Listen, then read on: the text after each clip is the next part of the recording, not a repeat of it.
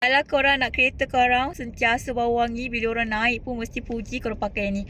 Lux Sense ni. Dia ada 19 bauan. Yang paling aku suka sweet vanilla ni. Memang wangi. Bau dia tak menusuk. Memang bila korang masuk je lepas-lepas stres bekerja ke, stres seharian kau masuk je kereta, kau bau tenang weh.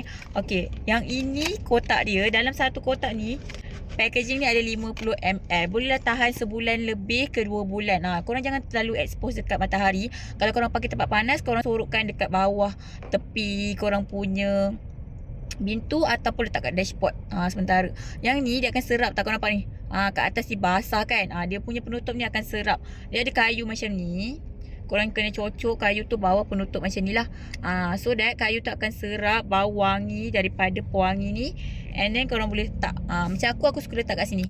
Okay, macam aku. Kalau kita Myvi kan, kita letak kat sini. So dia tak adalah expose dekat matahari sangat.